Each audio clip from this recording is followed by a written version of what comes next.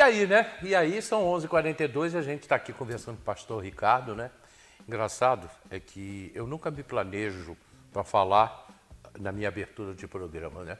Eu nunca penso, eu abro o microfone e aí vem o que vem. E aí eu falei, eu tenho que falar do Bença Pai, Bença Mãe. Até eu já conversei isso uma vez aqui no programa com o Ricardo. Do Bença Pai, Bença Mãe, que a gente está perto do Dia dos Pais, né? Mas aí a coisa acabou que já foi para um outro assunto, mas eu acho que está dentro disso, que é o respeito. Né? Então, se Deus é meu pai, eu sou filho dele, você também é filho dele, nós somos irmãos. Somos irmãos. Por que eu tenho que te tratar diferente? Sim. Porque você discorda do que eu penso. Então, vamos lá. O tratamento é ele olhando para uma família. Pai, mãe e 10 irmãos. Pai, mãe e 10 irmãos. O olhar do pai e da mãe para os 10 filhos é o olhar de pai e de mãe. Isso não vai mudar. Você pode achar até que um irmão teu é mais bem tratado do que você. Não tem dificuldade, mas esse é um olhar de filho. Nunca o olhar do pai e da mãe. O olhar de pai e de mãe é sempre olhando para seus filhos da mesma maneira, da mesma forma. O olhar de irmão um para com o outro já muda um pouco. Mas isso não significa que não haja amor, que não haja compreensão e que não haja ajuda. É isso que a gente tem que entender. Quando eu olho para o Hélio e o vejo como meu irmão, eu posso não aceitar e não concordar com as ações e com as práticas que ele tem. Mas o sentimento de olhar para ele como meu irmão é que não pode apagar, é que não pode diluir, é que não pode morrer. Então, ter um irmão, olhar para uma pessoa e vê-lo como irmão, não significa que eu concordo na totalidade ou quase que na totalidade sobre tudo aquilo que ele exerce, faz ou das decisões que ele toma.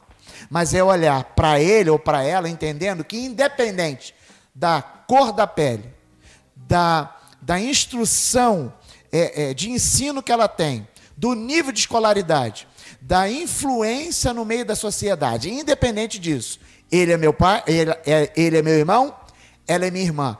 Partindo desse princípio, eu começo a olhar para ele como alguém igual a mim. Por quê? Porque eu não me intitulo acima de ninguém. Por que eu não me intitulo acima de ninguém? Porque eu olho numa visão ampla e, ao mesmo tempo, no mesmo nível. Por quê? Porque ele é o meu pai, ele é o meu irmão e ela é minha irmã. Diferente, Hélio, quando você tem o sentimento de escravo. É um outro ponto que a Bíblia mostra claramente e que às vezes a gente toma atitude achando que a gente é escravo. Eu, como filho, eu sirvo. Como escravo, eu faço para que eu possa ter o direito de ter alguma coisa em troca. Filho, eu já tenho a minha herança. Filho, eu já tenho o meu lugar à mesa para me sentar, independente da posição que eu queira sentar. Não é a terceira cadeira a mesa que é a minha por direito. Não, eu não sento pelo direito, eu sento porque eu sou justificado. Porque se for pelo direito, se eu tenho doutorado, então eu sou melhor do que o meu irmão, que, de repente, trabalha na empresa onde eu tenho doutorado. Não. Na visão de família, todo mundo senta por igual, não pelo direito, mas porque já fomos justificados. Então, qual é o sentimento que eu tenho olhando para o pai? Porque se eu olho para ele como senhor, dono, então ele é o meu patrão. Ele não é meu pai. Porque o meu pai me dá a liberdade de sentar à mesa com ele e não ficar em pé do lado para servir a família. Porque o escravo é só olhar. Isso é história, Hélio. Da humanidade. Olha aí o tempo da escravatura, Hélio. Hélio, no tempo da escravatura, uma família sentada à mesa, tinham 2 escravos. Normalmente um homem e uma mulher. Para servir. Eles não sentavam à mesa para comer. Eles estavam ali para servir. Para servir. Quando acabava, Hélio, esse momento, quando acabava do servir, do estar servindo à mesa, essa família saía dessa sala de jantar, ia para uma sala de estar. E sabe o que acontecia? Um outro escravo ia para essa sala de estar com o rosto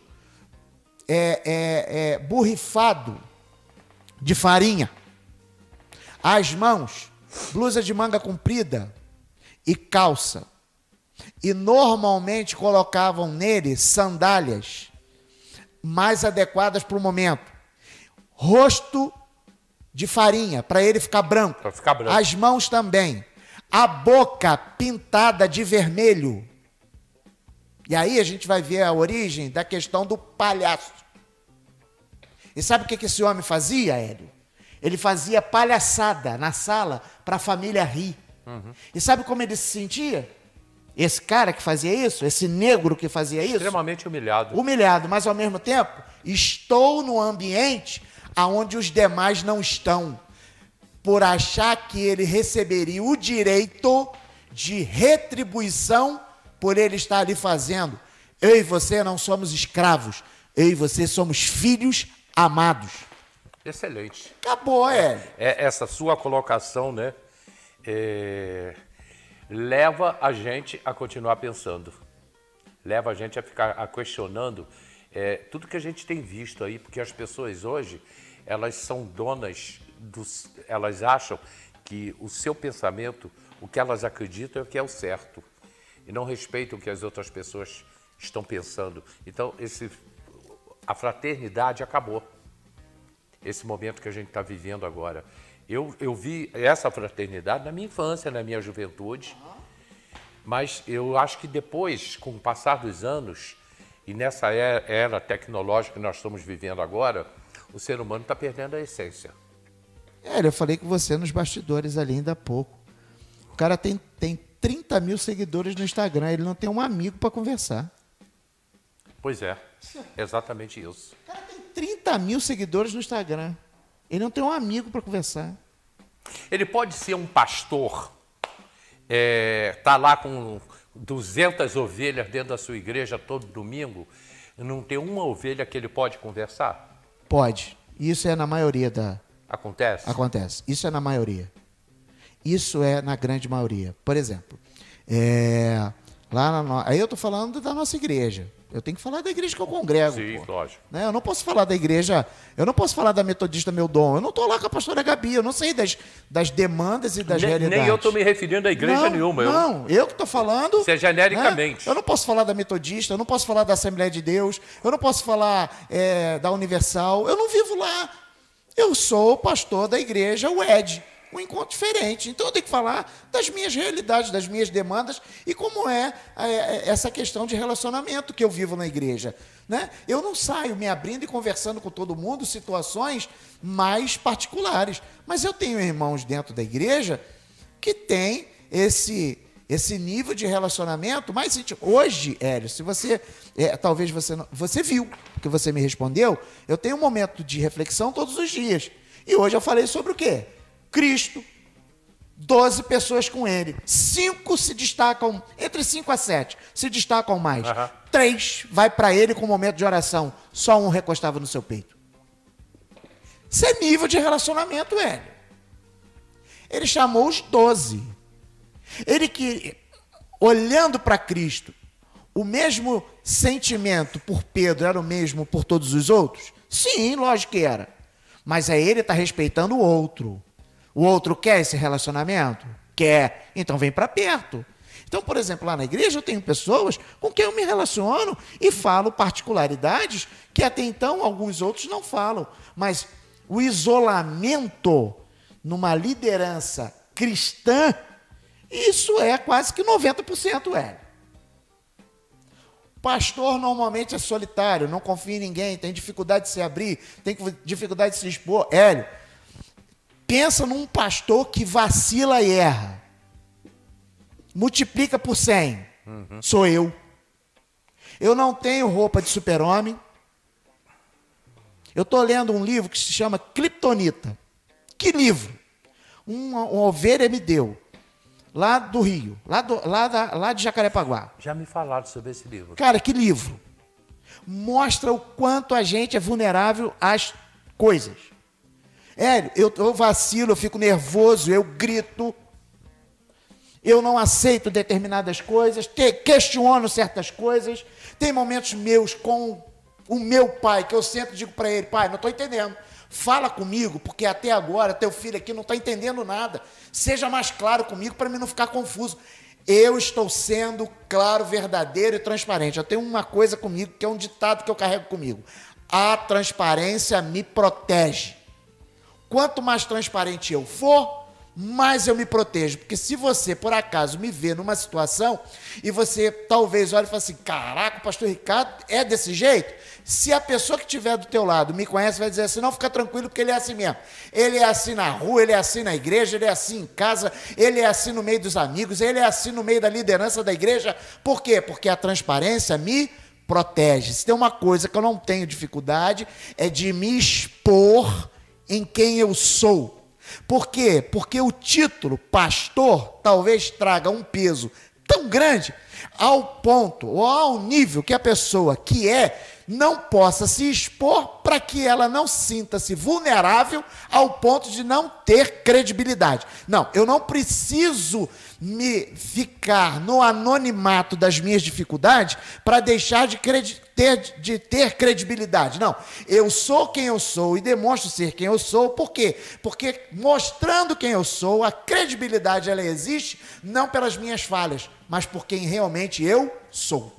Acabou, Perfeito. Acabou. Agora, eu estou disponível. Isso está em mim. De me expor. De dizer para você, Hélio, hoje eu falhei. Eu passei pelo sinal vermelho, eu quase atropelei uma pessoa na faixa de pedestre porque eu estava com pressa. Poxa, mas o pastor não podia fazer isso. Não podia, mas fiz, pô. Ou por falta de atenção, ou por descuido, ou por pressa, não importa. Mas eu não posso, Hélio, criar uma imagem de alguém que não erra, que não falha, que não desliza, porque ao momento em que alguém me encontrar falhando, deslizando, se decepciona, Hélio. Pois é, mas só que não é você que vai criar, as pessoas que criam essa imagem. Sim, mas tem muitos líderes que também criam essa imagem, Hélio. Não, sim. De que alguém que não erra, de que alguém que... Hélio, eu conheço líderes que não ouvem, Hélio. Não ouvem. Não está aqui para ouvir um conselho. Hélio, inúmeras decisões que eu já estava para tomar na igreja. Inúmeras decisões. Se eu tenho uma pessoa do meu lado que é extremamente equilibrada, se tem alguém lá em casa que é crente, eu não estou falando de cristão não, que é crente, é a minha esposa. Quantas vezes eu para tomar decisões, Ricardo, faz não. Mas nem, não faz, não faz. Vai por mim, não faz. E eu me seguro. E depois passo, caraca, ainda bem que eu não fiz. Quantas vezes decisões que eu estou para tomar e eu compartilho mais com alguns líderes que falam para mim, pastor, pensa direitinho, faz não. Avalia dessa forma, veja dentro do olhar que eu estou tendo, pastor, talvez isso seja melhor. E eu paro, avalio e falo, essa pessoa tem razão, essa pessoa está certa. E aí eu não tomo atitude. Seja sábio em ouvir. A Bíblia diz que a gente encontra sabedoria quando a gente é aconselhado. A gente se torna sábio quando a gente ouve o conselho. Quantas vezes pessoas mais velhas que viveu uma época diferente e a gente está numa velocidade, a gente está numa demanda, a gente está numa correria e que alguém que já tem um pouco mais de idade chega para a gente assim, vai calmo, vai devagar.